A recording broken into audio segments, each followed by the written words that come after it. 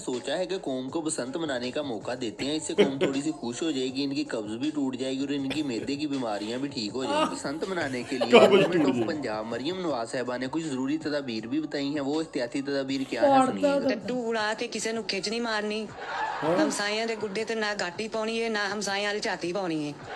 ਜੇ ਹਵਾ ਤੇਜ਼ ਹੋਵੇ ਤੇ ਕੋਈ ਗੁੱਡਾ ਗੁੱਡੀ ਚ ਮਿਲਣ ਦੀ ਕੋਸ਼ਿਸ਼ ਨਹੀਂ ਕਰਨੀ, नहीं तो अपने गुड्डे तो भी हाथ धो बैठोगे। आपको जो छत नजर आ रही है, बंदा इस छत का 1 लाख रुपया रेंट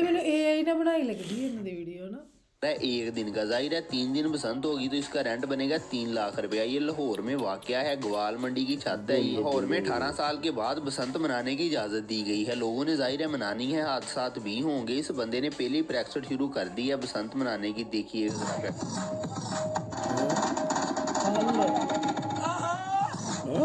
इस तरह हमारी कौम कर रही है। मुझे पक्का यकीन है कि इन्होंने बसंत शुरू होने से पहले ही बैन करवा देनी है। लोग इस तरह की पतंग खरीद रहे हैं जिस पर कैदी नंबर 804 लिखा हुआ है। ऊपर इमरान खान साहब की तस्वीर भी प्रिंट की हुई है। क्योंकि इस वाली हरकतों से तंग आकर गवर्नमेंट ने पहले ही अंदाजा लगा लिया। उन्होंने पहले ही ऐलान कर दिया कि कोई भी बंदा ऐसी पतंग नहीं उड़ाएगा जिस पर किसी भी सियासी शख्सियत की तस्वीर बनी। गवर्नमेंट ने ये काम किया है कि 150 से ज्यादा गाने उन्होंने बंद कर दिए हैं। जो बसंत वाले दिन पंजाब में कोई बंदा नहीं चलाएगा, उनमें नकदा कोका भी शामिल है। पहले सुन लीजिएगा, ये ना हो के बाद में आपको पता ना चले और पुलिस ले जाए। तो अर्ज किया है बसंत फेस्टिवल वापस आ रहा है। लाहौरियां दी जिंदगी होई पई सी बुसी, इतनी खुशी ते दुनिया पेटी चो वादा लांदियां सन, सानू क्यों कैद रखया होया सालो। मुझे निकालो निकालो निकालो निकालो। ये वाली वीडियो जो इस वक्त आप स्क्रीन में देख रहे हैं, ये पिछले साल की वीडियो है बसंत वाले मौके की। ये फैसलाबाद की वीडियो है। बंदे ये बसंत मना रहे थे, इस दौरान पुलिस का छापा पड़ जाता है जिसकी वजह से सबको भागना पड़ रहा है। ये देखिए ये बंदे भाग रहे हैं अभी क्योंकि पुलिस आ गई है यहाँ।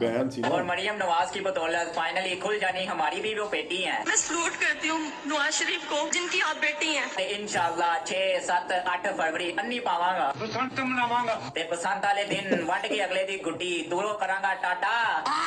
बसंत वाले दिन 2 तरह के लोग सामने आएंगे। एक तो वो लोग होंगे जो पतंग उड़ाएंगे और दूसरे वो लोग होंगे जो पतंग को पकड़ेंगे। ये वो लोग होंगे जिनके पास पैसे नहीं है। ये बेचारे पतंग वैसे ही लूटेंगे और ऐसे ही एंजॉय करेंगे, बाद में यही बेचेंगे। अभी इन्हीं लोगों में शामिल हूँ मैं भी। बसंत वाले दिन पतंग लूटूंगा, उड़ाऊंगा नहीं।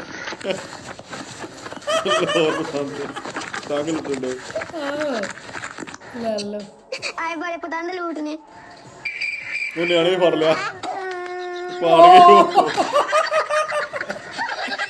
ये वाला बंदा जो आप वीडियो में देख रहे हैं, ये वाला कैसा लगा आपको? बसंत वाले दिन इसने ऐसे भाई एंजॉय करना है। इसने साथ खुसरे भी हायर कर ली हैं डांस के लिए और साथ में पतंगे भी खरीद ली हैं। ये वाला बंदा अपने दोस्त के पास जा रहा है, इसने दोस्ती का इम्तिहान ले